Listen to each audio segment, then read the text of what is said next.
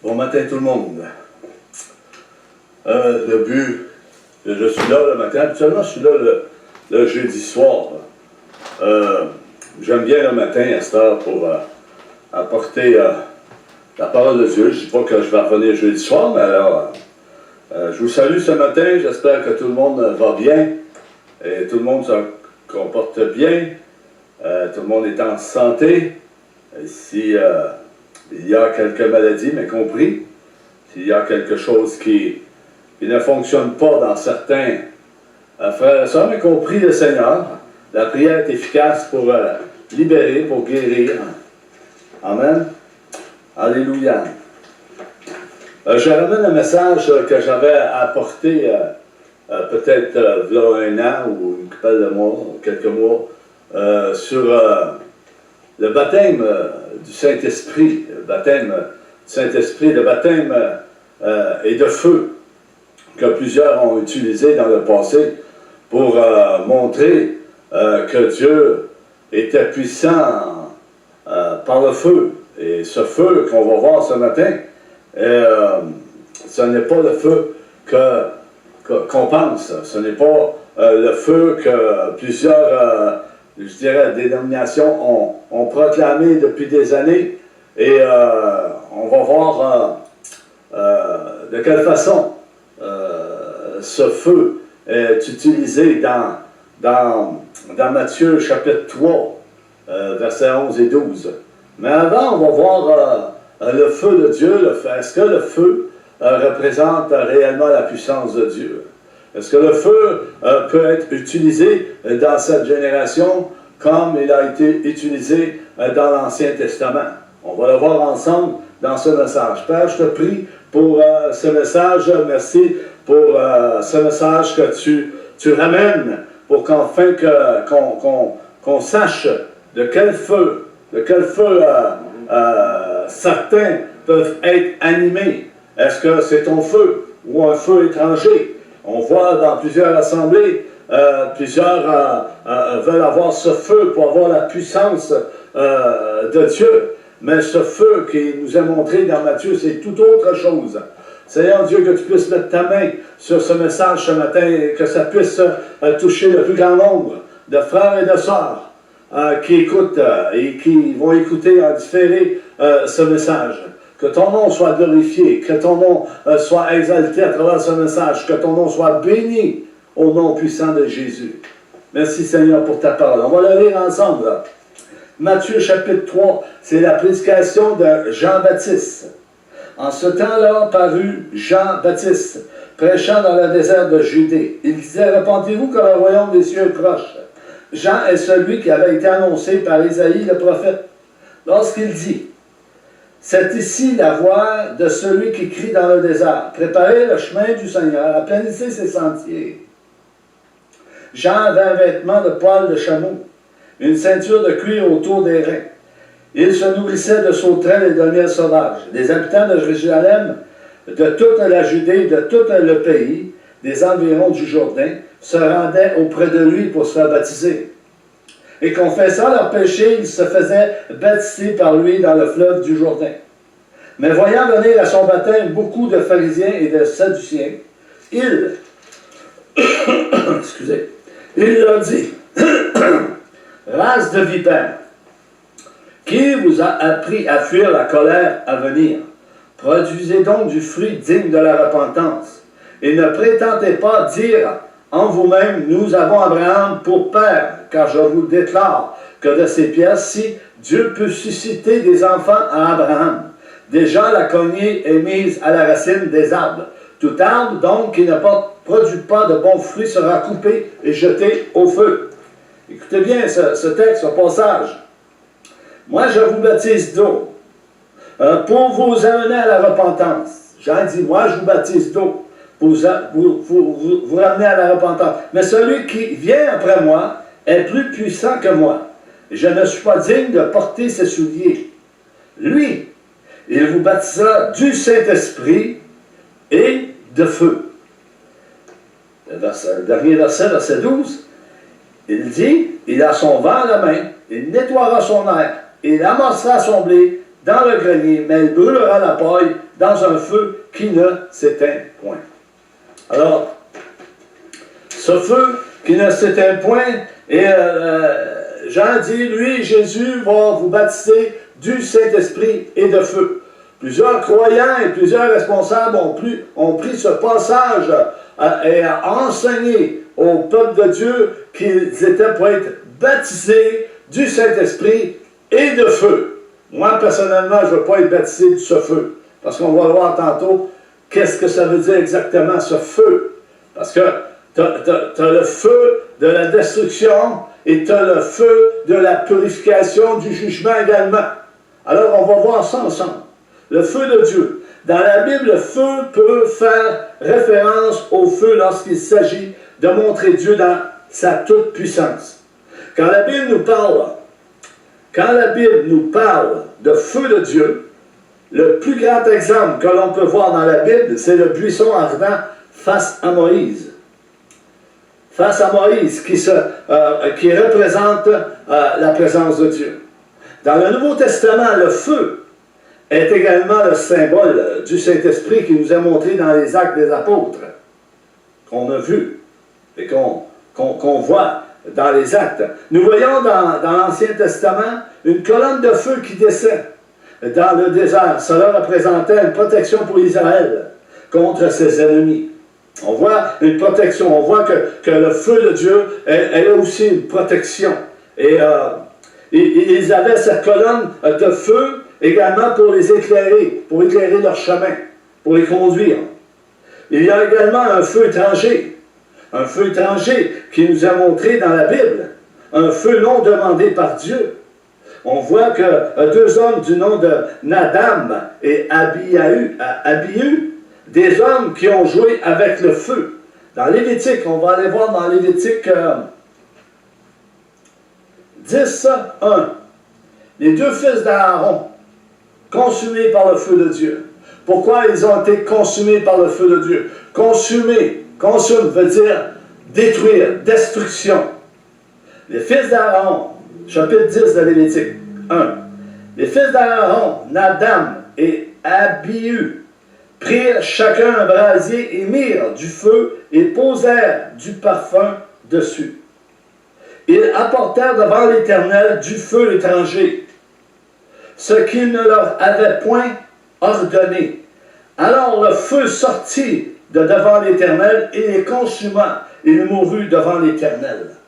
Un feu étranger. Est-ce qu'on peut voir un feu étranger au milieu de l'Église aujourd'hui? Oui, il y a un feu étranger qui se promène au milieu de bien des assemblées, qui n'est pas le feu de Dieu, qui est une imitation du feu, du réel. C'est un feu étranger, ce n'est pas le feu de Dieu. Et plusieurs apportent ce feu dans plusieurs assemblées. Et dans Exode, on le dit également, Exode 30, verset 9, « Vous n'offrirez sur l'autel ni parfum étranger, ni holocauste, ni offrande, et vous n'y répandrez aucune libation. » Une offrande. On se présente, nous, comme offrande devant Dieu. Plusieurs se présentent devant Dieu avec un faux feu, une offrande de faux feu. Et ça se promène et ça se répand dans les assemblées. Comme je le disais précédemment, le feu représente avant tout la présence de Dieu, comme lorsque Moïse a rencontré Dieu près du buisson ardent. Et plus tard, lorsque Dieu est apparu dans une colonne de feu pour guider son peuple dans le désert, on voit ça dans Exode 3, 2 et Exode 13, 21. Et nous avons vu dans les Actes des Apôtres les langues de feu, un symbole comme des langues de feu, qui représentaient la présence de Dieu, le Saint-Esprit. Oui, ça représentait la présence de Dieu, la puissance de Dieu. En fait, comme symbole, le feu peut signifier la punition, le zèle ou la purification dans la mesure que tout homme peut être salé par le feu. Ce n'est sans doute pas du feu de la punition, mais plutôt de la gêne qui est question ici. Et cela fait partie de la colère de Dieu. Comme le prophète Jean-Baptiste a prophétisé au chapitre 3. Jusqu'à quand allez-vous fuir la colère à venir? Jean avertissait le peuple. Repentez-vous, faites-vous baptiser, convertissez-vous, venez, approchez-vous de Dieu, changez vos voies, changez vos façons de voir les choses, vos actions également. Et le Saint-Esprit parle encore aujourd'hui à l'Église, à chacun d'entre nous. Changez vos voies, parce qu'il y a beaucoup d'imitations au milieu de l'Église. Beaucoup de superflu, beaucoup de choses qui est apportées, qui est hors de la parole de Dieu. 2 Pierre 3,7. On va aller voir 2 Pierre 3,7. Qu'est-ce qu'il dit Pierre par rapport à cela?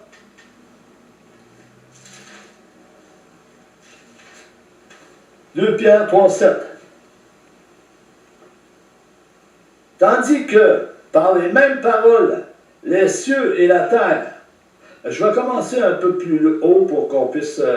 car depuis que les pères sont morts, tout demeure comme dès le commencement de la création. Ils veulent ignorer en effet que des cieux existèrent autrefois par la parole de Dieu, de même qu'une terre tirée de l'eau est formée au moyen de l'eau, et que par ces choses le monde d'ailleurs périt submergé par l'eau. Les gens, ils se moquaient ils raillaient les choses de Noé, etc. Et Pierre dit, tandis que par les mêmes paroles, les cieux et la terre, d'à présent, sont gardés et réservés pour le feu, pour le jour du jugement, de la ruine des hommes impies. Un feu. Un feu. Un feu de destruction.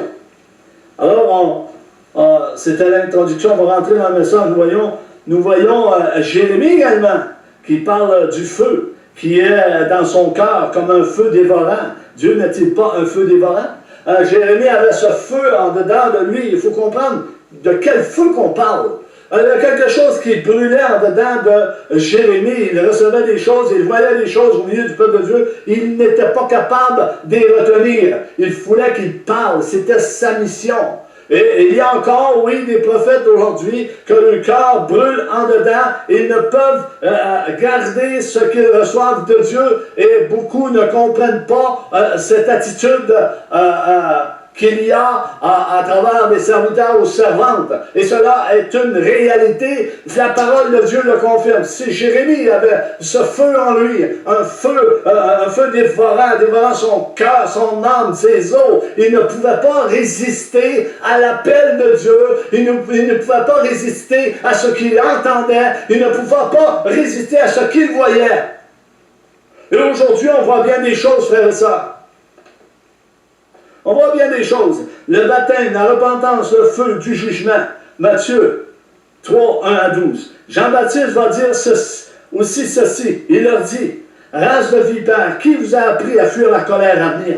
De quelle colère Jean-Baptiste parlait?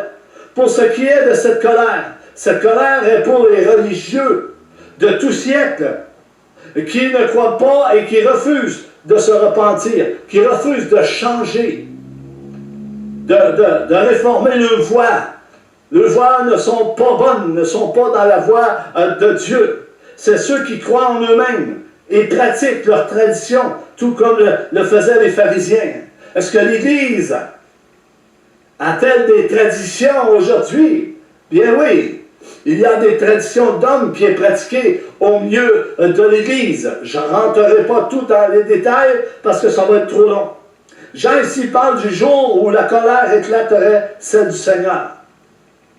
Cette colère sera sur tous ceux qui refusent de se repentir, tous ceux qui sont rebelles à la parole de Dieu, ceux qui n'obéissent pas à l'évangile de Dieu. On va voir dans 2 Timothée 1,8 que ça dit. 1 Timothée 2,8. Pas 1 Timothée, c'est 2 Thessaloniciens, excusez. 2 Thessaloniciens 1,8. 1,8. Ça dit, on va lire 6 à 8. Car il est de la justice de Dieu de rendre affliction à ceux qui vous affligent, et de vous donner à vous, qui êtes affligés, nous, l'Église qui souffre. Jésus a dit, si j'ai souffert, vous allez souffrir.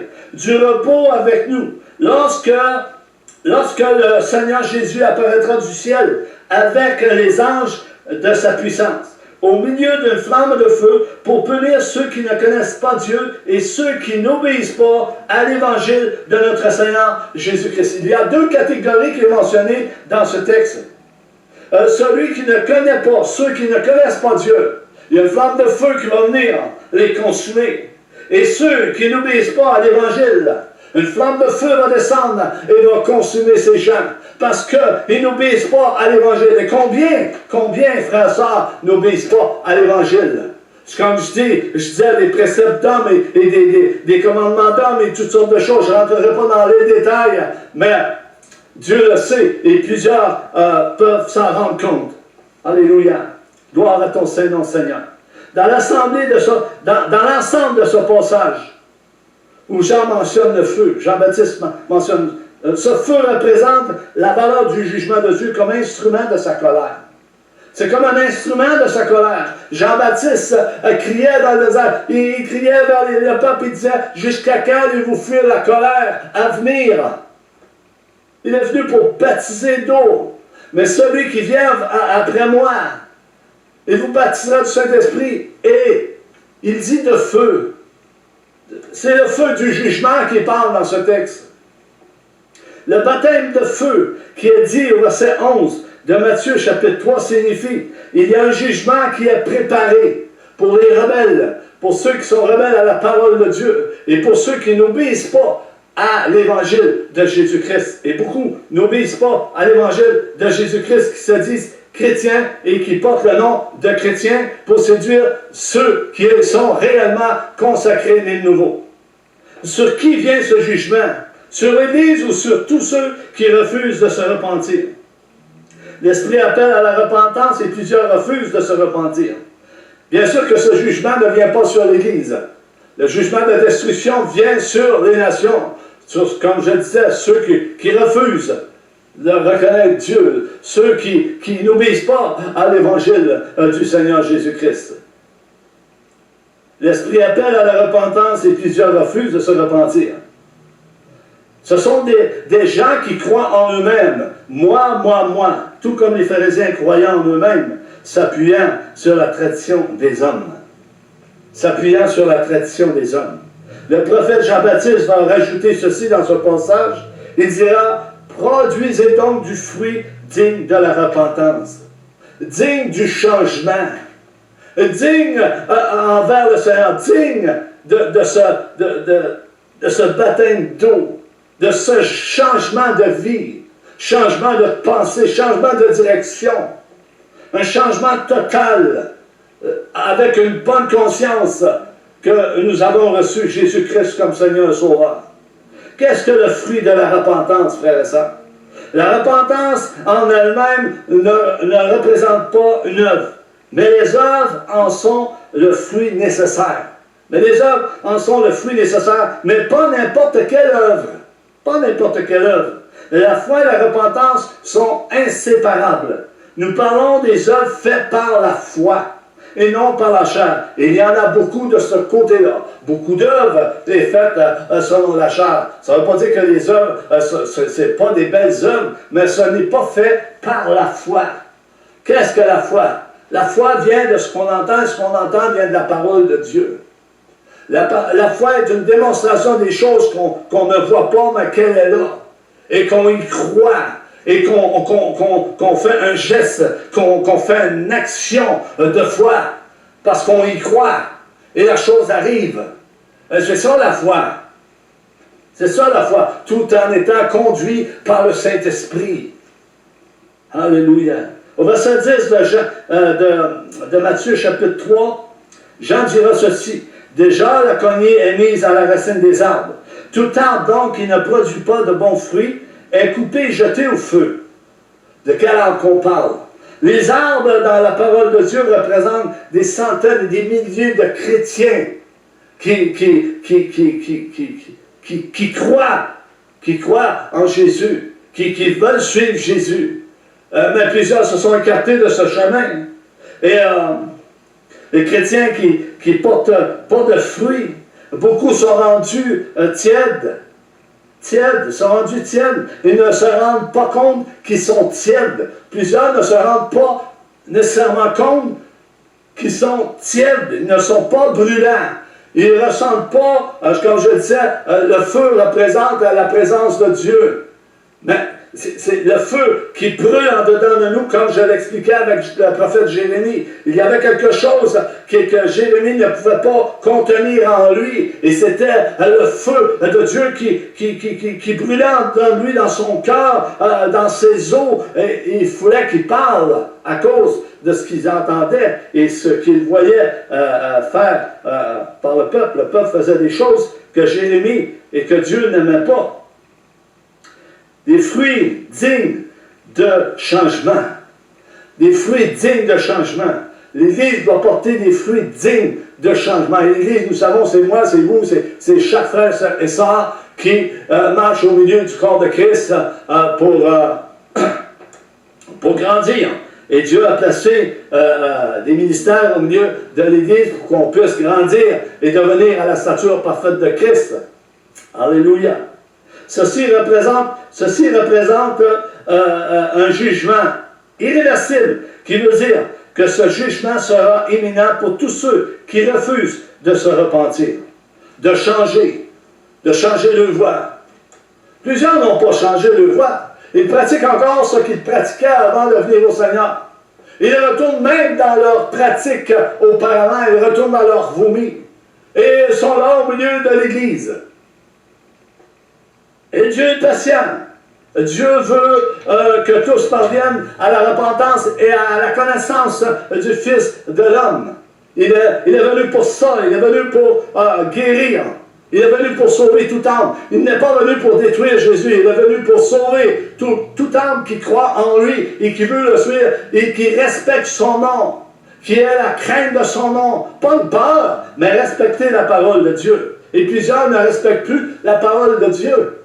C'est une idéologie qui est rentrée au milieu de bien des assemblées. Et ils marchent avec cette idéologie de ce monde. Un esprit trompeur, un feu trompeur, une imitation trompeuse qui vient de Satan. Et Satan, lui, il ne chôme pas. Il ne chôme pas. Lui, ce qu'il veut, il va amener le plus d'âmes possible en enfer. Oui, en enfer. Nous sommes rendus au point critique du message de Jean-Baptiste, frère et sœur, verset 11 de Matthieu chapitre 3. Il dit, moi je vous baptise dans l'eau. Jean baptise dans l'eau en vue de la repentance. Le baptême d'eau, c'est en vue de la repentance, de la reconnaissance, de savoir qu'on est des pécheurs et qu'on pêche. Et celui qui dit qu'il ne pêche pas, ben, il fait Dieu menteur. C'est pourquoi le Saint-Esprit nous appelle à nous repentir à tous les jours, frères et sœurs, à changer continuellement vers cette gloire, ce royaume qu'on va faire partie de ce royaume lorsqu'on va être enlevé, alléluia, changer en un instant d'un clin d'œil dans un corps incorruptible. Parce que là, on vit dans un corps corruptible. Et c'est un combat pour le chrétien. Pour chaque chrétien, c'est un combat. Celui qui n'a pas de combat, mais il doit se poser des questions. Il doit retourner en prière, il doit consulter Dieu. Et d'ailleurs, plusieurs ne consultent plus Dieu aujourd'hui, ils se consultent eux autres entre hommes. Eh oui, ça peut marcher, mais ils ne sont pas dans la voie de Dieu. Il dit, moi je vous baptise dans l'eau en vue de la repentance, mais celui qui vient après moi est plus puissant que moi. Jean-Baptiste, il dit, il est plus puissant que moi. Jean-Baptiste, c'est quoi? Il se pensait puissant quand il dit, il est plus puissant que moi. Et je ne mérite pas de porter ses sandales. Qui mérite de porter les sandales de Jésus? Personne. Personne ne mérite de porter les sandales de Jésus en ce moment. Alléluia. Jean va dire par la suite, Jean-Baptiste va dire ceci. Lui vous baptisera d'Esprit Saint et de feu. C'est là le moment critique de ce message. Ce feu que plusieurs invoquent dans la plupart des églises ou assemblées représente le jugement de Dieu. Plusieurs ne connaissent pas ce feu et ils appellent ce feu. Ils invitent ce feu sur leur vie. Ils invitent le feu sur leur vie. Et laissez-moi vous dire, il y a plusieurs années, lorsque je fréquentais une église ici dans la province, ils chantaient ce chant, c'est le feu du ciel, c'est le feu du ciel, c'est le feu que nous voulons, Seigneur. Envoie ce feu, envoie ce feu, envoie ce feu dans nos cœurs, alléluia. Alors, il invitait ce feu, mais je crois qu'il ne savait pas nécessairement de quel feu qu'il invitait, parce qu'on va le voir plus tard. Les disciples ont fait la même chose. Plusieurs ne connaissent pas ce feu. Ils appellent ce feu, ils invitent ce feu sur leur vie, sur les assemblées, sur les familles. Si les gens connaîtraient quel genre de feu que Jean-Baptiste parle, on parle toujours du feu que Jean-Baptiste parle, et qu'il dit que Jésus vous baptisera du Saint-Esprit et de feu. La grande majorité des chrétiens n'invoqueraient pas ce feu, car ce feu est le feu du jugement, qui représente, comme je le disais, la colère de Dieu. Ça représente la colère de Dieu. Jean-Baptiste a averti les Juifs de son temps. Jusqu'à quand allez-vous fuir la colère à venir? Parce qu'il y a une colère qui s'en vient. Et cette colère s'en vient, frère et sœur. Dans notre génération, nous entendons parler de guerre et de bruit de guerre et toutes ces choses. Mais Jésus dit, relevez la tête, quand votre délivrance est proche. Et cela est une réalité dans cette génération, alors qu'on se parle, frères et sœurs, cela est présent. La colère de Dieu vient. Mais elle vient sur qui, cette colère? Alléluia. On va aller un peu plus loin, là. OK, regardons ce que le prophète Jean-Baptiste nous dit au verset 12 du chapitre 3 du livre de Matthieu. Il dit en parlant de Jésus ceci. Il a son vent en la main. Il nettoiera son air. Il amassera son blé dans le grenier, mais il brûlera la paille dans un feu qui ne s'éteint point. Dans un feu qui s'éteint point. Jésus va ramasser ce qui lui appartient. Ce qui lui appartient. Son blé dans le grenier. Mais il brûlera la paille dans un feu qui ne s'éteint point. Ce feu, frère et sœur, dans lequel il est mentionné dans ce passage de Matthieu, nous parle d'un jugement éternel, où il y aura des pleurs et des grincements de dents. Luc 13, 22, 30.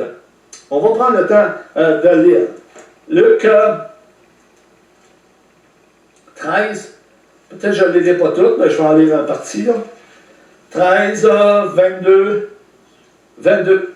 Il parle de la porte étroite. Et oui, la porte étroite, Jésus en parle et il dit... il y en a peu qui trouvent cette porte étroite. Il y a peu de gens qui vont trouver cette porte étroite. Parce que c'est trop difficile à passer. Il y a beaucoup d'embûches, beaucoup de souffrances, beaucoup de tribulations, beaucoup de persécutions, beaucoup de haine, beaucoup de rejet. Jésus a été rejeté. Et si nous passons par cette porte, plusieurs vont être rejetés. Jésus traversait les villes et les villages, enseignant et faisant route vers Jérusalem. Quelques-uns lui disent, Seigneur, n'a-t-il peu de gens qui soient sauvés? Il a répondu, efforcez-vous d'entrer par la porte étroite, car je vous le dis, beaucoup chercheront à entrer, ils ne le pourront pas. Parce que la porte sera fermée. Cette porte se fermera, frère et sœurs. Et cela vient bientôt. Cela vient bientôt. Dans les temps que nous vivons présentement, quand le maître de la maison se sera levé et aura fermé la porte, et que vous étant dehors, vous commencerez à frapper à la porte en disant, Seigneur, Seigneur, ouvre-nous. Je vous répondrai. Il vous répondra, je ne sais d'où vous êtes. Alors vous vous mettrez à dire, nous avons mangé et bu avec toi, Seigneur. Nous avons mangé et bu devant toi, et tu as enseigné dans nos rues. Et il répondra, je vous le dis, je ne sais d'où vous êtes, retirez-vous de moi, vous tous ouvriers d'iniquité. Car c'est là qu'il y aura des pleurs, des grincements de dents, quand vous verrez Abraham, Isaac et Jacob et tous les prophètes dans le royaume de Dieu, et que vous serez jetés dehors. Il en viendra de l'Orient et de l'Occident, du Nord et du Midi. Et ils se mettront à table dans le royaume de Dieu. Et voici, il y en a des derniers qui seront les premiers et des premiers seront les derniers. La parole ne ment pas, frères et sœurs. Tous ceux qui commettent l'iniquité, le mal, ils commettent le mal. Jésus va dire, eux, ils ont même dit qu'on a bu avec toi. Et Jésus leur dit, je ne vous connais pas. D'où vous venez? Je ne vous connais pas. Ils vont être jetés dehors où il y a des pleurs, des graissements dedans. Alléluia. Gloire à ton Seigneur, Seigneur. Que ton nom soit béni. Merci pour ta parole qui nous instruit. Alléluia. Ces gens religieux qui se disent en eux-mêmes, moi, et que moi. Et on voit cela dans cette génération. Beaucoup sont rendus égoïstes. Ceux-là seront jetés dans les temps de feu qui brûlera pour l'éternité. S'il n'y a pas de repentance et de pardon, ce que tu retiendras sera retenu lié sur la terre, et ce que tu sera retenu lié dans les cieux. On parle de pardon. T'as offensé ton frère ou t'as offensé à ta soeur. Tu retiens, tu ne pardonnes pas. Cela est lié. Et ce qui est lié va être lié dans les cieux. Mais ce qui va être délié dans les cieux. Celui qui ne pardonnera pas, le Père non plus ne pardonnera pas. C'est clair, frère et sœur. C'est clair. Et cela fait partie du jugement de Dieu. Cela fait partie du feu que Jean-Baptiste parle. Alors, écoutons bien. Plusieurs se sont inventés. Plusieurs se sont inventés un feu imaginaire. Ce feu est propagé depuis de nombreuses années, séduit beaucoup de chrétiens mal affermis qui est au milieu de beaucoup d'églises. Et un faux feu, un feu étranger, non demandé par Dieu, une tromperie diabolique, pleine de magie et de sorcellerie. Et cela est au milieu de l'Église. Prions, frères et sœurs, pour avoir le discernement des esprits qui se promènent au milieu de l'Église. Imaginez-vous pas que les esprits se promènent seulement dehors. Le prince de l'air est dehors et il communique ses plans à ses ministres, des ministres de Satan qui s'infiltrent au milieu de l'Église, des faux docteurs qui séduisent bien des enfants de Dieu. Écoutons bien. Voulez-vous que l'on fasse descendre le feu du ciel? Jésus a dit à ceux qui marchaient avec lui, parce que les disciples ont demandé à Jésus, as-tu vu qu'on fasse descendre le feu du ciel? Il leur dit, vous ne savez de quel esprit vous êtes animés. C'était le disciple Jacques et Jean qui disait ça à Jésus, et on le voit dans Luc 9, 54. Et ce feu qu'il appelait, c'était un feu pour les consumer. Parce qu'il avait été rejeté au village de Samarie, il avait rejeté Jésus, il avait rejeté quelques gens, il avait rejeté les disciples également. Et eux, peu importe la raison, il dit au maître, il dit, veux-tu qu'on fasse descendre le feu du ciel? Il savait qu'est-ce qu'il disait. Faire descendre le feu du ciel, c'est une destruction. Jésus est venu pour sauver. Il n'est pas venu pour détruire. Jésus n'était pas venu pour la destruction, mais pour sauver les âmes perdues. Même à travers les persécutions qu'il pouvait y avoir, même la souffrance. On connaît le parcours de Jésus. Ces gens qui invoquent ce feu, ils ne cherchent pas leur salut. Ils cherchent plutôt la puissance et leur propre gloire. Ils ne passent pas par la porte étroite. Ils ne passent pas par la porte étroite à ces gens. Ils passent par la porte large et spacieuse. Ils ont de la puissance. Ils veulent guérir absolument et Dieu ne leur parle pas. Ils n'ont pas la communication du Saint-Esprit en disant « J'ai vécu cette expérience, je peux en parler. J'ai vécu cette expérience au début de ma vie chrétienne en Gaspésie. J'étais assis et tout le monde priait, tout le monde était joyeux et tout le monde priait pour un et l'autre.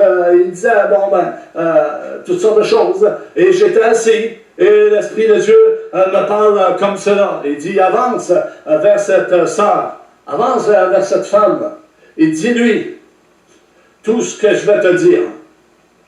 Et l'Esprit a dit tout ce qu'il avait à lui dire. Et à ce moment-là, la femme s'est convertie. Ça fait penser un peu à la Samaritaine quand Jésus rencontre cette Samaritaine. Elle a été étonnée. Ces gens passent par une autre porte, un autre chemin qui va les conduire à la perdition et à la destruction. Des chrétiens qui ont totalement perdu la foi et leur premier amour. Ils ne veulent pas se repentir, ils ne se sont jamais réconciliés avec Dieu. Ces gens se disent, moi, et non Jésus. Moi, et non Jésus. Frère ça, il est temps que l'Église se réveille et qu'ils viennent devant le Seigneur, le Créateur de tous les cieux et de la terre, et qu'ils reconnaissent leur manquement, leur orgueil, leur jalousie, et qu'ils se repentent, et qu'ils pardonnent, et qu'ils se réconcilient avec Dieu. Il est temps que l'Église se réveille. Je prie que le Seigneur puisse toucher nos cœurs puissamment par son esprit. Esprit de révélation, esprit de connaissance, esprit de pardon, esprit d'amour. Parce que l'amour, c'est le Saint-Esprit qui le donne. Ce n'est pas l'amour du monde. Plusieurs sont en amour avec le monde, avec cette idéologie qui est rentrée dans l'Église. Ils sont en amour et plein d'idoles. Ils se font des idoles, des traditions d'hommes qui est pratiquée encore aujourd'hui, on le voit. Des traditions, quand on parle de fête, je ne rentrerai pas dans les détails, mais je prie Dieu pour qu'il puisse se révéler à ses serviteurs, à ceux qui enseignent la parole de Dieu. Ces traditions, comme les Juifs avaient leurs traditions. Et quand Jésus est arrivé, il a tout défait leur tradition. Ils croyaient en Dieu, ces gens. Ils croyaient en Moïse. Ils étaient appuyés sur la loi de Moïse. Ils savaient qu'un Messie était pour venir. Et ils attendaient ce Messie extraordinaire qui était pour sauver Israël. Pourtant, et ce Messie est venu au milieu d'eux. Jésus a dit, le royaume des cieux est au milieu de vous. Et tout le monde se questionnait, mais où est le royaume de Dieu? Il parlait de lui-même. Il parlait de Jésus. Et aujourd'hui encore, on parle de Jésus. C'est Jésus-Christ. La voie qu'on doit prendre, frères et sœurs, on doit prendre l'enseignement de Jésus-Christ. Il l'a donné à Jean-Baptiste, son prophète.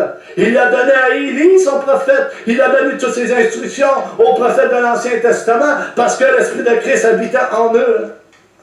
Et l'Esprit de Dieu est encore là aujourd'hui. Même si on ne le sent pas, l'Esprit de Dieu est là. Il voit tout, il entend tout. Il est venu pour sauver, pour guérir, pour délivrer les âmes perdues, l'âme assoiffée. C'est Jésus.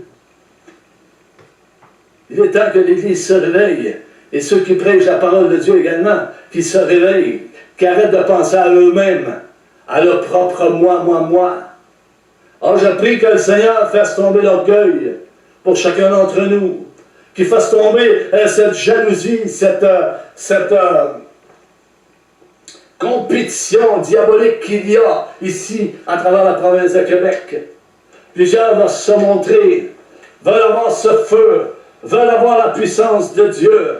Peu de prière, peu d'adoration, peu de communion, peu d'intimité avec le roi. Ils veulent avoir la puissance, ils veulent avoir... Mais c'est quoi? Qu'est-ce qu'ils demandent? Salomon a demandé la sagesse de Dieu. Demandons la sagesse de Dieu. Demandons-lui qu'il vienne nous aider, qu'il vienne aider à certaines assemblées, qu'il se révèle à certaines assemblées, qui ferme la bouche à l'indicatif, à Satan, le rusé, le menteur, le destructeur. Que le Saint-Esprit puisse y fermer la trappe. Dans le nom puissant de Jésus. Alléluia. Je vous laisse là-dessus. Que Dieu vous bénisse, que Dieu puisse rencontrer chacun de vos besoins, qu'il puisse se révéler en vos cœurs, frères et sœurs. Ce qui va faire le changement au milieu du corps de Christ, c'est l'amour que le Saint-Esprit donne et non l'amour du monde. L'amour du Saint-Esprit. L'amour du Saint-Esprit va avertir, va corriger, va reprendre, va exhorter, va consoler, va édifier. Il est juste le Dieu du ciel. Il y a une colère qui s'en vient, frère et sœur. Et cette colère n'est pas pour l'Église.